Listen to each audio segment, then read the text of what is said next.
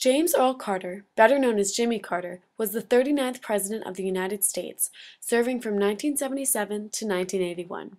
Carter aspired to make both politics and government competent and compassionate. He believed government should be responsive to the American people and their expectations for their country. Carter was born in Plains, Georgia, into a peanut farm and was devoted to the Baptist faith, which highly influenced his upbringing. Carter attended the U.S. Naval Academy, where he graduated from in 1946. After his graduation, he married Rosaline Schmitt, with whom he had 4 children. He returned to Plains after serving 7 years as a naval officer. He was elected governor of Georgia in 1968 by spreading and preaching ideas of ecology, efficiency in government, and the removal of racial barriers. When Carter entered the Democratic Party presidential primaries, he was not commonly recognized. Although this was initially seen as a problem, it eventually served as an asset to his campaign. This soft-spoken, relatable, and personable outsider was exactly the person to bring integrity back to Washington, especially after Nixon's Watergate scandal, which resulted in harsh criticism towards our government. Though some questioned if Carter's background readily prepared him to be president, his charisma and honesty throughout the election was looked up upon by the American people.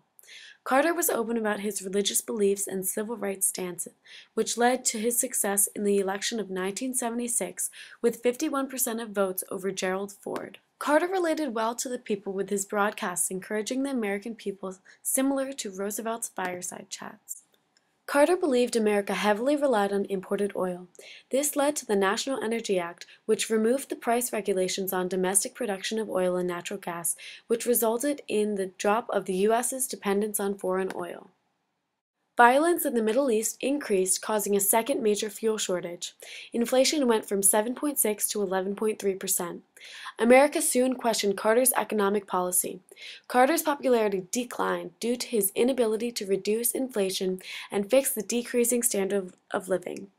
Carter's creation of the Department of Education did, however, increase human and social services.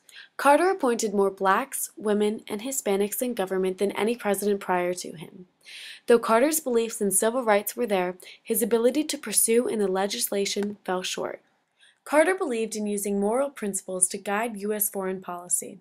Carter cut off military aid in Argentina and Brazil because their imprisonment and torturing of thousands of their own citizens, which went against the human rights Carter preached. As a result of this, Carter set up a Bureau of Human Rights in the State Department. These actions did not come without criticism. People believed Carter was acting inconsistently, especially when he declared he was to give up the Panama Canal from U.S. ownership. Carter successfully ratified Panama Canal treaties, which resulted in improved relations between the two countries. Even before Carter took office, tensions between the world superpowers were declining. The easing of relations between the U.S. and communist countries such as China and the Soviet Union was a success. Building upon the work of previous presidents, Carter established full diplomatic relations with China and signed an agreement known as SALT II between the Soviet Union and the U.S. SALT II limited the number of nuclear missile launchers and weapons each side could produce. However, the Soviet invasion of Afghanistan delayed the ratification of the SALT II pact due to Americans being held captive in Iran. This eventually led to Carter's defeat in 1980. After Carter's presidency, Carter went on to establish the Carter Center, which works to resolve global conflict, spread democracy, promote human rights, and economic and social development. Carter also wrote numerous books and taught at Emory University in Atlanta. Carter won the Nobel Peace Prize for his work through the Carter Center in 2002, proving his career never came to a close when he left the White House.